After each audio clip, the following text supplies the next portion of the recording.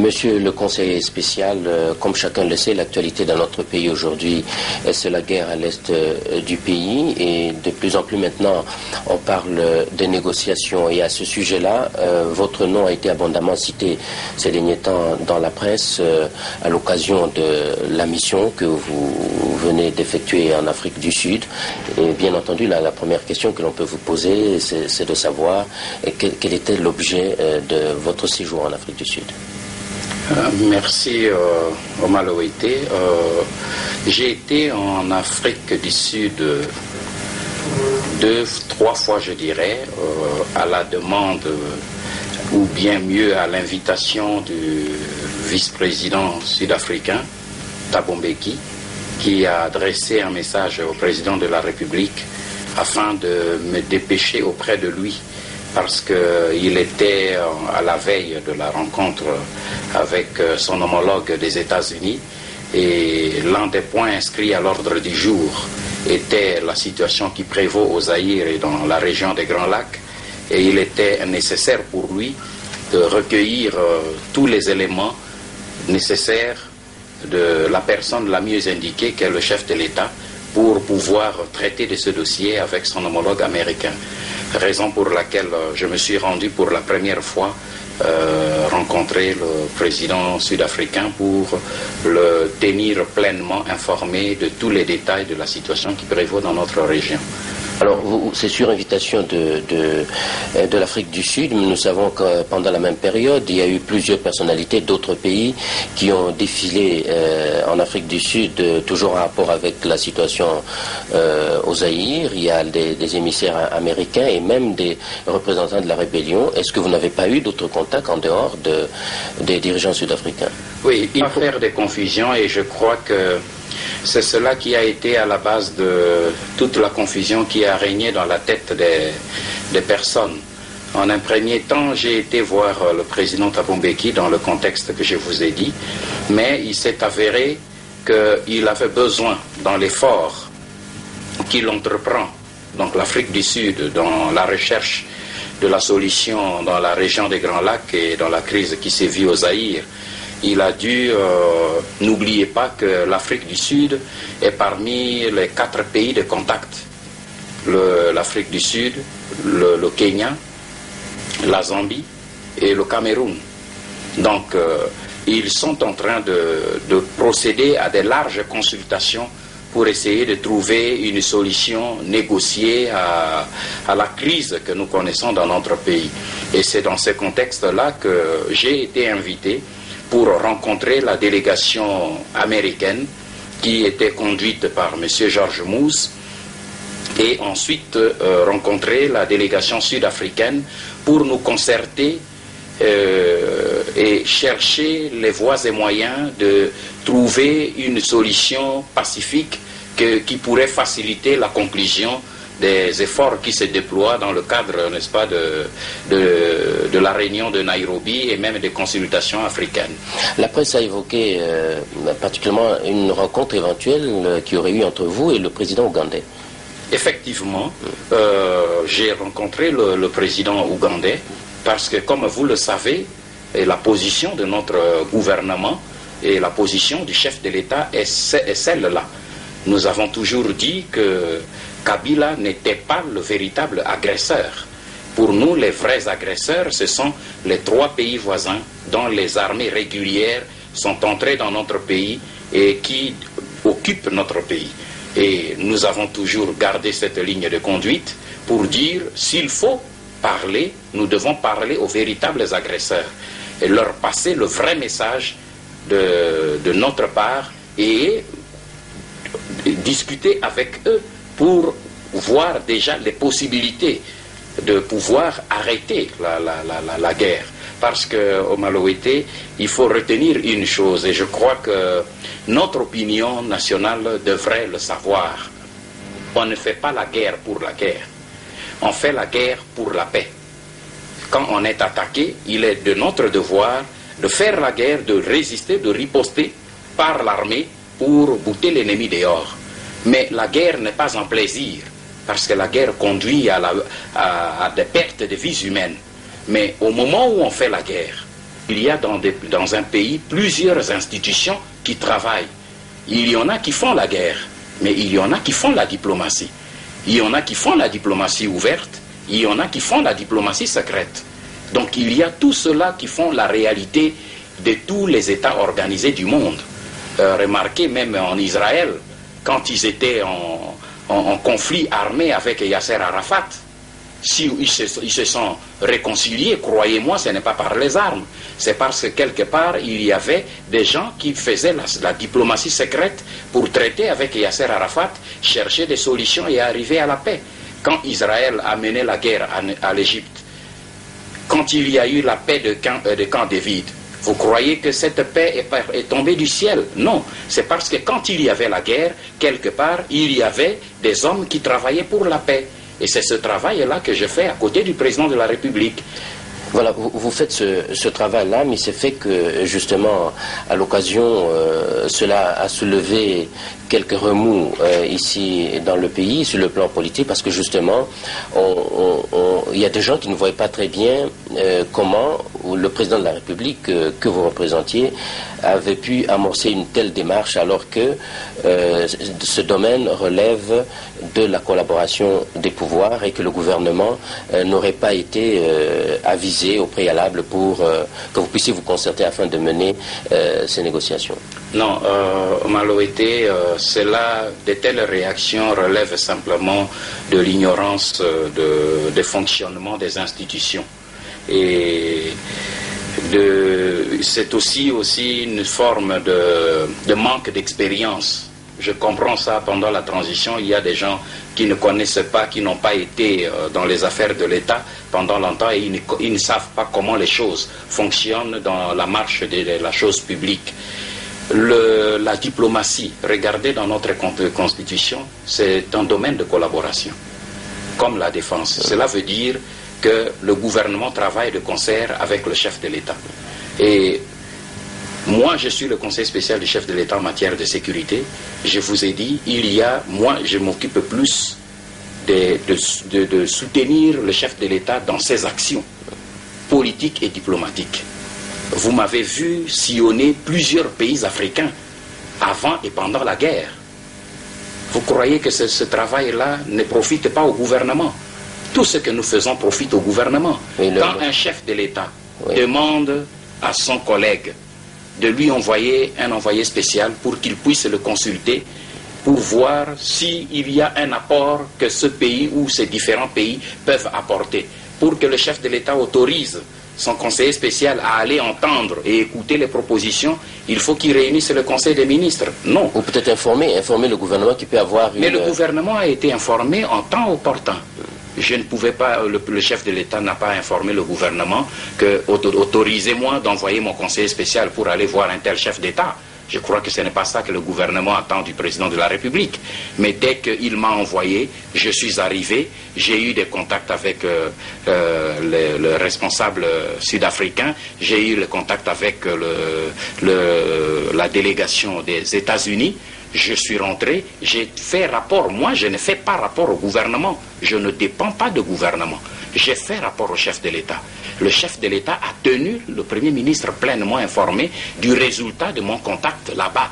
C'est alors que le Premier ministre aussi informera le gouvernement. La preuve, lorsque je suis parti, le gouvernement a envoyé un responsable de service dépendant du gouvernement pour me rejoindre. Et justement, on a considéré effectivement le fait que ce responsable vous ait rejoint en Afrique du Sud comme étant justement la matérialisation de la critique qui vous avait été faite d'avoir agi un peu en cavalier seul. Et là-dessus, j'ajoute également qu'on vous suspectait de ne pas pouvoir négocier pour l'intérêt de l'État, étant entendu que vous êtes non seulement le conseiller particulier du président, mais également son neveu. On a dit les intérêts de l'État pouvaient passer peut-être en second lieu. On vous a adjoint quelqu'un qui, lui, pouvait rétablir les choses.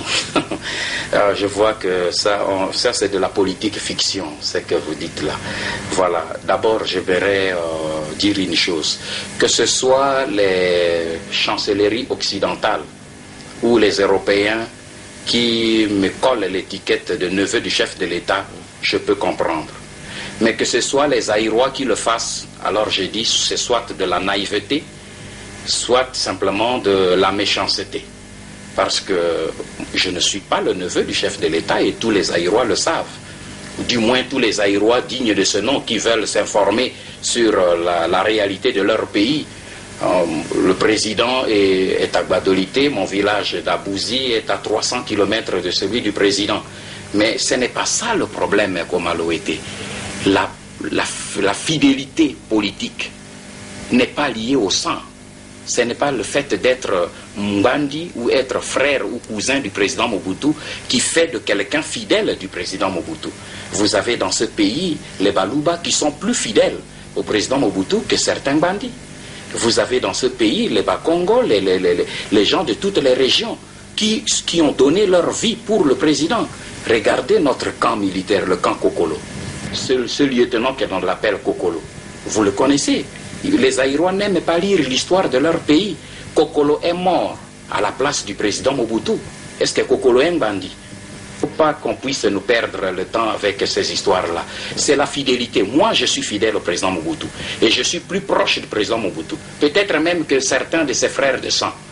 Sur le plan politique, c'est ça qui importe. Et quand je suis parti pour discuter du problème dont je vous ai parlé, de la solution pacifique de cette guerre que nous connaissons, et lorsque nous avons fait rapport, le président a tenu à informer le Premier ministre. Le Premier ministre m'a reçu et je lui ai donné le détail de tout cela.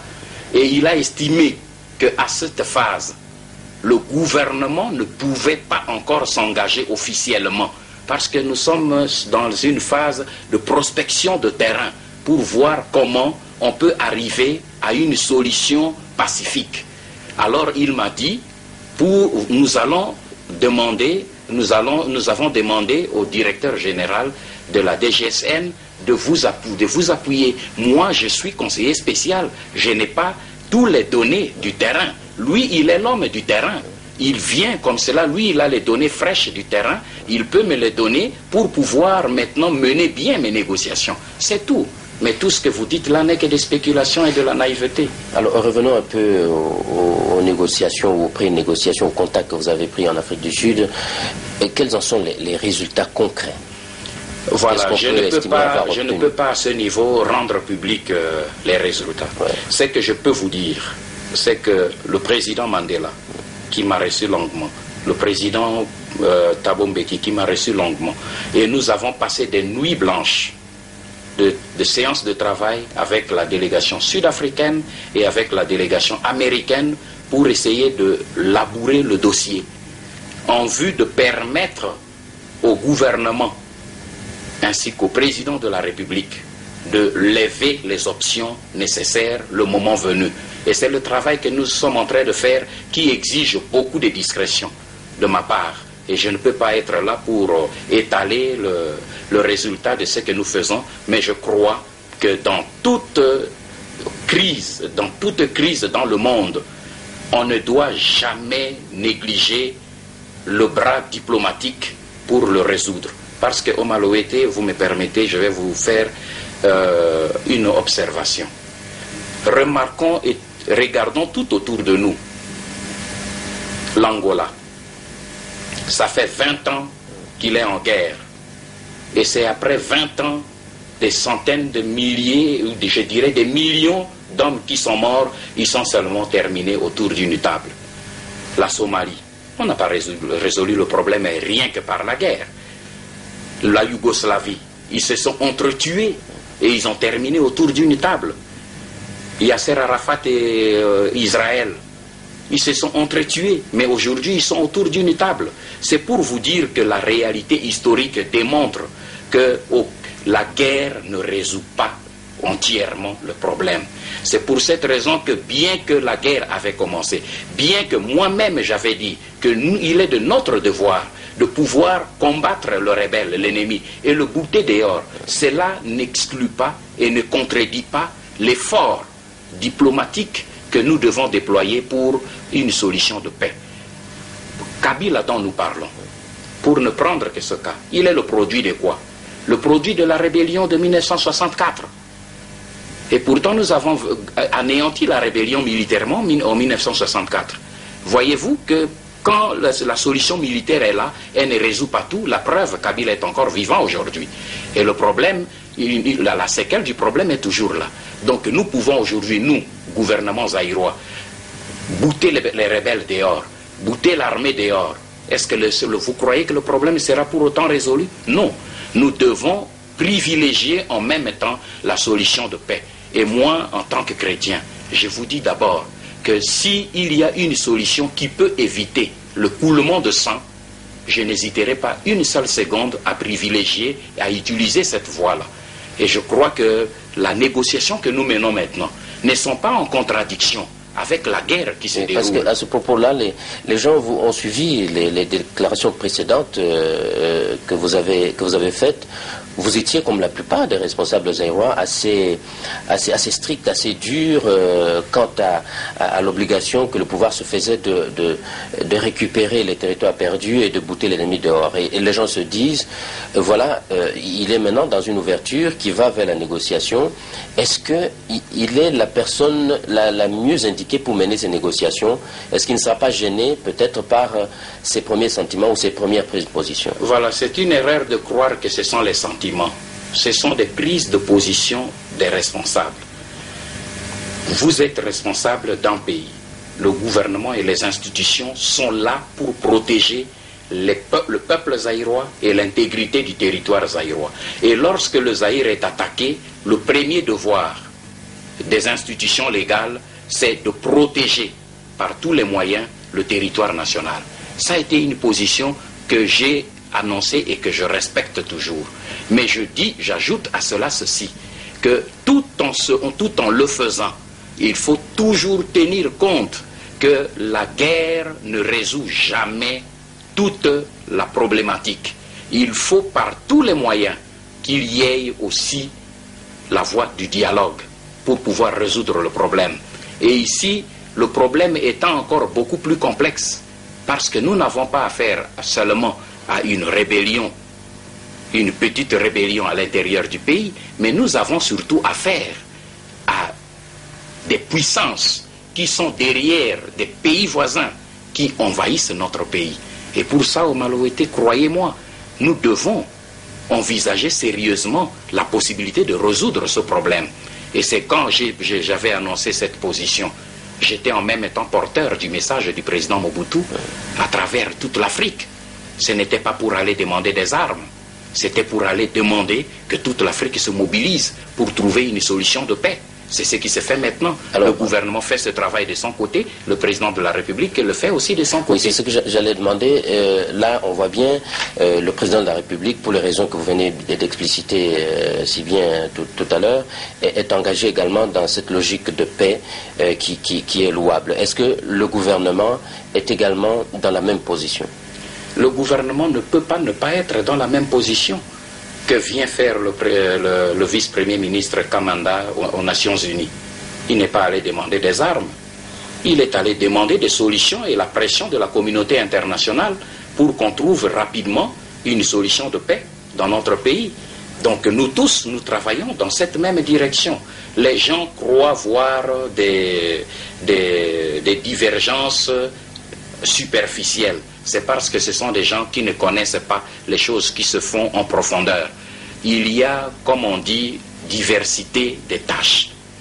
Le gouvernement fait son travail, le président de la République fait son travail avec ses collaborateurs. L'essentiel est que tous les efforts convergent vers un but. Et ce but, c'est la paix. Ce but, c'est l'intégrité du territoire national. Aujourd'hui, nous, avec l'effort que le maître Kamanda a déployé en Europe, il est en train de mobiliser l'opinion européenne à pouvoir s'impliquer réellement pour mettre fin au massacre qui se déroule dans notre pays. Et ce que nous sommes en train de faire en Afrique du Sud, c'est exactement la même chose, à la demande d'un chef d'État qui est membre de la commission des 4 chargée de rencontrer le président Mobutu dans une date qui sera divulguée très prochainement pour lui faire un rapport en vue d'amener le Zaïre à la réunion de Nairobi 3 afin de trouver un cadre de paix pour toute la région. Or, le Zaïre a posé une condition. Pour que nous allions là-bas, il faut d'abord que les agresseurs sortent de notre territoire. Et si nous n'entreprenons pas des contacts maintenant pour qu'on puisse obtenir le retrait de ces troupes, comment on pourra aller à Nairobi? Il faut des contacts préalables sur le plan diplomatique. C'est ce que le gouvernement fait de son côté, c'est ce que le président de la République fait de son côté à travers ses collaborateurs, et la coordination se fait entre le président de la République et le Premier ministre. La preuve, c'est que quand je suis rentré, j'ai fait mon rapport au président de la République, il m'a envoyé auprès du Premier ministre, j'ai fait le rapport, le Premier ministre a pris des décisions pour renforcer l'équipe que je conduisais là-bas, et nous sommes allés et nous poursuivons le travail. Donc vous voyez qu'il n'y a pas de contradiction de part et d'autre. Voilà, l'objectif c'est la paix, et ce que vous êtes allé faire en Afrique du Sud, et peut-être ce que fait le ministre des Affaires étrangères aussi à l'extérieur, constitue des premiers pas. Comment peut-on envisager la suite, même s'il ne faut pas dévoiler les secrets, comme vous l'avez dit, mais comment peut-on envisager la suite? Est-ce qu'il y a des échéances que l'on peut connaître en dehors des échéances fixées par, je dirais, la communauté internationale à Nairobi et à Lomé? Bon, d'abord, vous devez savoir qu'il y a 3 échéances qui sont officiellement connues. Il y a l'échéance de la rencontre des 4 chefs d'État du groupe de Nairobi, dont j'ai cité les noms ici, le président Mandela, le président Mugabe, le président Moi et le président Biya, qui devront rencontrer le chef de l'État très prochainement. Et il y a l'étape de Nairobi 3, qui est conditionnée à la réussite de certains préalables que le gouvernement du Zaïre pose. Et puis il y a le sommet extraordinaire de l'OIA qui a été envisagé, et si ma mémoire est bonne, qui devrait se tenir au Togo. Ce sont là les 3 étapes. Mais dans l'entretemps, ces étapes, pour qu'elles réussissent au Maloété, il faut qu'il y ait des hommes qui travaillent avec la volonté de trouver des solutions pacifiques. Et c'est ce travail-là que fait le président Mobutu avec ses collaborateurs. C'est ce travail-là que fait le gouvernement qui, d'un côté, mène la guerre. C'est évident, il doit mener la guerre, on ne doit pas laisser le pays envahi. Mais nous menons tous ces efforts pour que nous puissions arriver à une conclusion, qu'on arrive au niveau de la rencontre des chefs d'État, les 4 chefs d'État auprès du président Mobutu, avec un dossier concret en main. Parce que si nous ne faisons rien, les 4 chefs d'État viendront voir le président Mobutu avec quoi? Et si nous ne faisons rien, qu'est-ce qu'on ira dire à Nairobi 3? Se regarder dans les yeux pour prononcer des discours diplomatiques? Ce n'est pas de ça que nous avons besoin. Nous avons besoin que cessent les massacres des vies humaines. Et aujourd'hui, nous travaillons durement pour que les hostilités s'arrêtent dans le respect, n'est-ce pas, de l'intégrité et de la souveraineté de la République du Zaïre. Et également, pour que ces négociations réussissent, il faudrait que de la part du Zaïre, il y ait une certaine homogénéité de points de vue, tant entre les différentes institutions, le gouvernement, le président et le Parlement, mais également, même au niveau de la classe politique, il y a l'opposition, il y a le pouvoir et toutes les divisions que nous connaissons. Est-ce que il y a une concertation prévue à ce niveau-là? Je vous répondrai à 2 niveaux. Il faut d'abord savoir que dans tout pays du monde, il est difficile d'avoir l'unanimité de point de vue. Et c'est ça qui fait la démocratie. J'entends des gens qui me critiquent pour dire « vous aviez dit qu'il faut se battre, pourquoi vous négociez ?» Je respecte leur point de vue. Mais moi, je suis convaincu qu'il n'y a que la solution de la paix, même s'il y avait une victoire militaire d'un côté comme de l'autre. J'ai dit même si. Mais la solution de paix, réellement, c'est celle-là qui doit prévaloir et résoudre le problème. Donc l'unanimité de point de vue, c'est pratiquement impossible dans un pays. Vous avez vu même la guerre du Golfe. Dans la guerre du Golfe avait divisé les pays européens et les gouvernements à l'intérieur. Même à l'intérieur du gouvernement, il y en avait qui étaient pour la guerre du Golfe, d'autres contre la guerre du Golfe. Donc ce n'est pas un phénomène unique au Zaïre. Mais nous devons simplement faire l'effort de pouvoir réunir, n'est-ce pas, un consensus qui puisse aller dans le sens de sauver notre peuple, c'est-à-dire d'arrêter le massacre des vies humaines, de donner la paix à notre pays et de recouvrer l'intégrité du territoire et de nous mettre en paix aussi avec nos voisins. Parce que c'est le grand problème. S'il y a cette guerre, c'est parce qu'il y a des problèmes avec nos voisins. Quel peut être le rôle, je voudrais savoir précisément du Parlement, au Conseil de la République, Parlement de transition dans ces négociations, tout au moins dans leur préparation? Vous savez, je suis conseiller spécial du chef de l'État, j'appartiens à une institution qui est chef de l'État, je suis un homme très discipliné.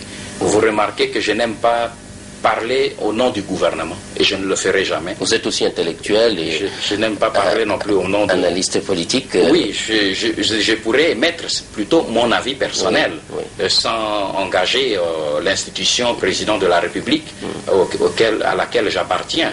Je dirais plutôt, en ce qui me concerne, que le Parlement porte une lourde responsabilité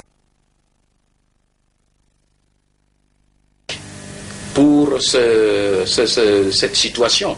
Moi, je vous dis ceci, je me verrais, moi, dans un parlement comme celui-ci, sillonner les autres parlements d'Afrique pour essayer de les sensibiliser avec ce qui se passe ici chez nous. Parce que le problème est du Zaïre. C'est-à-dire, nous croyons que quand nous parlons ici à Télé Zaïre, le problème est résolu.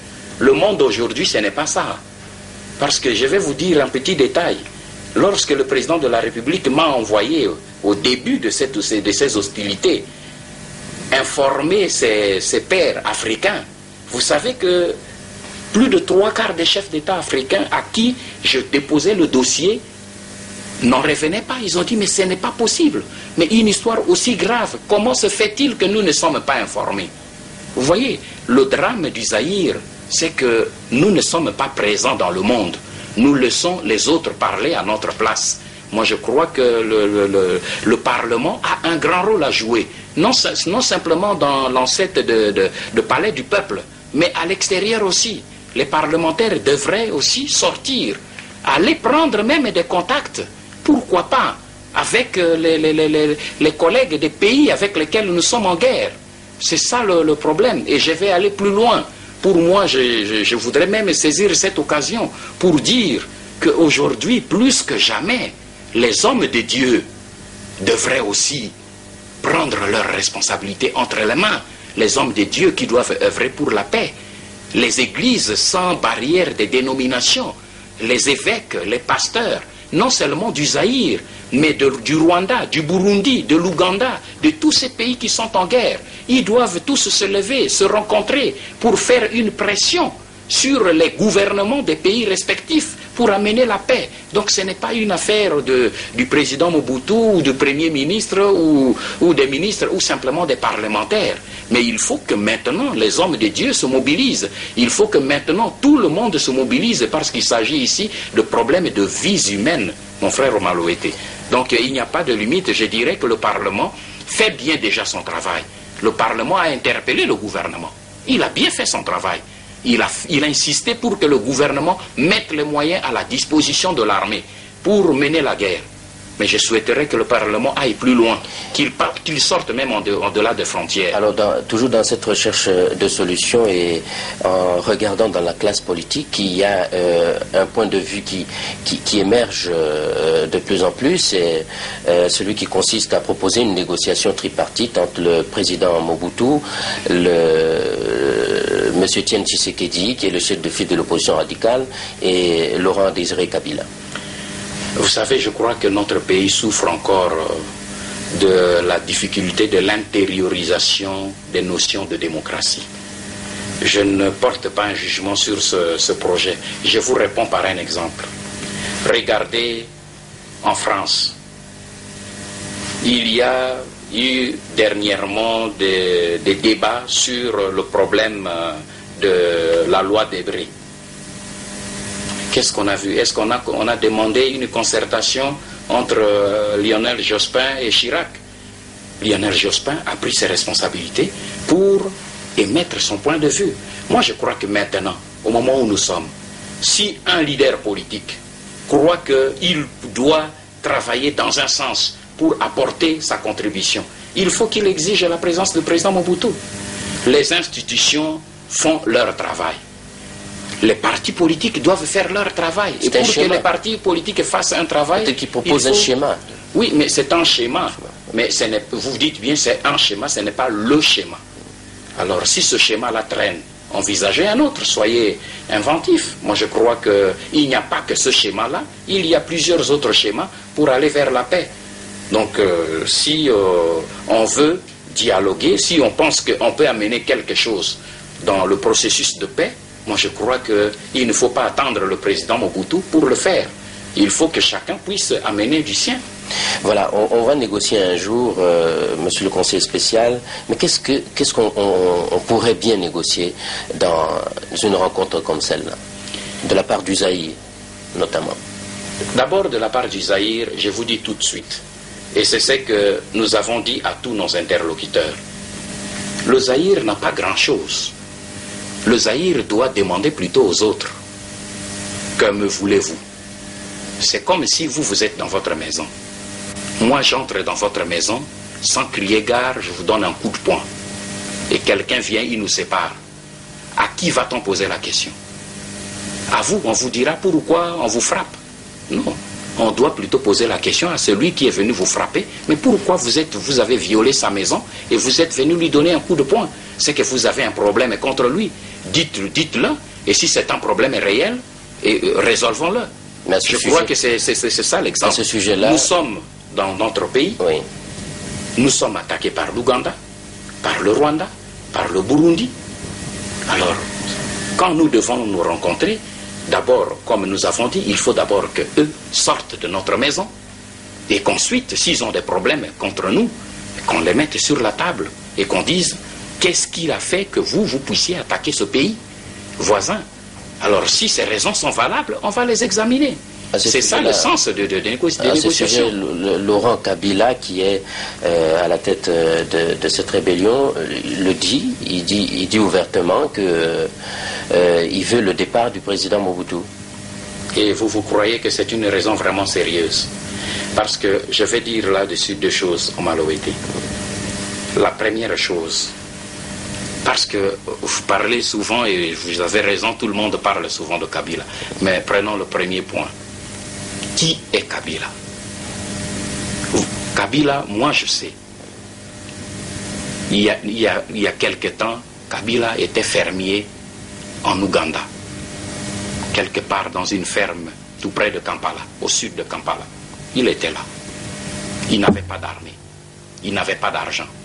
Aujourd'hui, vous voyez Kabila à la tête d'une grande armée, affichant la tête d'un chef d'État, ayant des chars, des blindés, des missiles sol-sol, des missiles sol-air, ayant plus de 20 000 hommes, 30 000 hommes à son commandement, avec une logistique de carburant pendant 6 mois, contrôlant une longueur de 1000 km, avec une profondeur de 300 km à l'intérieur du pays.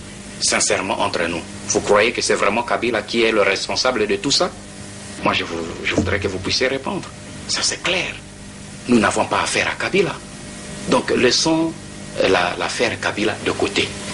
Et puis, quand il dit « je veux le départ du président Mobutu », il veut ce départ comment? Par sa déclaration? Par les armes? Alors, quand il voudra le départ de Mobutu par les armes, donc il acceptera que lui aussi, il parte aussi par les armes. Donc, nous revenons aux époques des coups d'État des années 60 et 70, où c'est le plus fort avec des armes qui dit à l'autre partez. Nous avons ici aujourd'hui une constitution. Et je n'entre pas dans les détails des débats que nous avons eus en Afrique du Sud, c'était entre autres tous ces points. Mais nous avons aujourd'hui, au Zaïre, une constitution qui est reconnue non pas seulement par tous les Zaïrois, mais qui est garantie par la communauté internationale. N'oubliez pas, pour ceux qui ont la mémoire courte, à l'extérieur comme à l'intérieur du pays, les accords du Palais de Marbre ont été co-signés par l'Union européenne et l'ONU, par la signature de l'Akhtar Brahimi, qui avait été mandaté par les pays de la Troïka, la France, la Belgique et les États-Unis, et par l'ONU, parce qu'il représentait le secrétaire général de l'ONU. Donc ce qui s'est fait aujourd'hui au Zaïre est garanti par la communauté internationale. Alors moi je pose une seule question à ceux qui causent avec Kabila. Qu'est-ce qu'il manque dans la conjoncture actuelle qui puisse justifier qu'ils prennent les armes pour venir changer la procédure actuelle de la transition? Voilà une question que le Zaïre pourra poser le moment venu. Alors dans ces négociations, on va bientôt terminer, dans ces négociations, est-ce que le Zaïre ne pourrait pas aller avec le désavantage de la situation militaire sur le terrain? C'est une crainte. Et là, je crois que c'est le souhait de tous les Zaïrois. Chacun doit faire son travail. Moi, je suis dans la branche de la diplomatie secrète autour du président de la République. J'ai fait mon travail. Le gouvernement a deux tâches, de faire la diplomatie officielle, même la diplomatie secrète aussi, mais aussi de mener la guerre. Donc, bien entendu, nous avions dit ça au début, nous devons faire face militairement à ces gens. Sinon, nous n'aurons pas la force de négocier comme il se doit. Et c'est pour cette raison que mon souhait, et je suppose que c'est le souhait de tous les Aïrois, est que notre gouvernement puisse requinquer l'armée pour qu'elle tienne sur le terrain afin que les deux actions militaires et diplomatiques puissent porter le fruit que nous tous nous attendons, c'est-à-dire la paix pour le peuple du Zaïre. Et ce sera ma dernière question, monsieur, monsieur le conseiller spécial. Cette guerre a le visage qu'on lui connaît du côté zaïrois. Quelles leçons au niveau du président de la République vous tirez de cette guerre? Quelle vision vous en avez? La vision que j'ai de cette guerre, vous parlez de moi ou bien du président? Le président de la République. Mais je crois que le président de la République l'a déjà répondu très clairement. Lorsqu'il est rentré de Nice, il s'est exprimé très clairement. Et lorsqu'il a reçu le président Arap Moi à Gbadolité, il l'a exprimé aussi très clairement que c'est le résultat de l'hypocrisie dans notre région des Grands Lacs au niveau des dirigeants politiques. D'un côté, ils disent une chose et de l'autre, ils font une chose. Et je voudrais ajouter une chose qui doit être très importante, que notre peuple doit comprendre très bien. On veut nous faire croire que cette guerre est une guerre zaïroise. C'est archi faux. Cette guerre est une guerre qui nous vient de l'extérieur. Et je mets quiconque au défi de me prouver le contraire. Parce que tous les problèmes, même si on nous dit les problèmes des Banyamulenge, comme on l'avait prétendu au début. C'était le point de départ, oui. On nous a d'abord dit au début que c'était le problème des Banyamulenge. Mais maintenant, on a trouvé que le scénario de Banyamulenge était tellement ridicule que maintenant on nous parle d'une alliance des Lumumbistes. Fabriquée comment, Dieu seul le sait. Mais tous les problèmes que nous avons sont des problèmes qui nous ont été importés des pays voisins. Les conflits Hutu-Tutsi dans notre pays est importé des pays voisins. Tous les problèmes, les intérêts amoués et les ex-phares, ils ne sont pas nés au Zaïre, ils ne sont pas zaïrois. S'il n'y avait pas eu leur guerre civile là-bas, ces gens ne seraient pas venus chez nous. Et c'est notre malheur, c'est d'avoir ouvert les frontières et accueilli ces gens qui venaient en détresse. Alors si l'on veut résoudre ce problème, mais qu'on le résolve dans la paix et dans la fraternité, mais aucun des problèmes dont nous souffrons à l'est de notre pays ne tire son origine du Zaïre. Si vous remontez l'histoire, tous ces problèmes exclusivement sont tous importés du Rwanda, du Burundi et de l'Ouganda. Donc nous sommes victimes parce que nous sommes devenus comme la poubelle de tous les problèmes qui se passent dans tous ces pays voisins et qui sont déversés ici chez nous. Et après, on nous dira, les gens qui sont chez vous au Zaïre constituent maintenant un danger pour nous. Mais d'où viennent ces gens? Ils viennent de chez vous. Quand nous avons eu le problème des réfugiés, le président Mobutu a crié à maintes reprises à travers le monde pour qu'on résolve le problème du retour des réfugiés, pour qu'on mette les moyens et les fonds pour pouvoir évacuer les réfugiés dans leur pays et qu'on puisse éloigner ceux qui refuseraient de rentrer. Personne n'a répondu. Et maintenant que le feu a embrasé la région, on dit c'est le Zaïre qui est à la base parce qu'il héberge chez lui les Interamwe, les ex-FAR, les CNDD et consorts. Mais tous ces gens-là, ce ne sont pas des Zaïrois. Ils ne viennent pas du Zaïre. Ils viennent de leur pays. Maintenant qu'on pose la question, pourquoi ont-ils quitté leur pays? Parce que là, dans ces pays-là, le problème ne s'arrange pas. Aujourd'hui, qu'on pose le problème de la démocratie au Burundi et au Rwanda, voilà le vrai problème que la communauté internationale évite. Parce que si on pose ce problème-là, le Zaïre trouvera facilement la solution. Parce qu'il faut que les Hutus rwandais et burundais apprennent à vivre dans la démocratie dans leur pays. Il faut que les Hutus burundais et les Hutus et les Tutsis burundais apprennent à vivre en paix dans leur propre pays. Qu'ils soient minoritaires ou majoritaires, ce n'est pas notre problème. Mais c'est que nous refusons que nous soyons aujourd'hui le bouc émissaire et surtout victimes de toutes les conséquences de ces guerres injustes dans leur pays qui se déversent chez nous et nous devenons maintenant la victime où les femmes, les enfants meurent chez nous injustement. Voilà vraiment la vision du chef de l'État face à cette situation. Voilà, monsieur le conseiller spécial, nous vous remercions de nous avoir accordé ces quelques minutes d'explication autour de la mission que vous venez d'effectuer en Afrique du Sud, la perspective générale des négociations pour essayer de trouver une solution à la guerre qui sévit dans notre pays.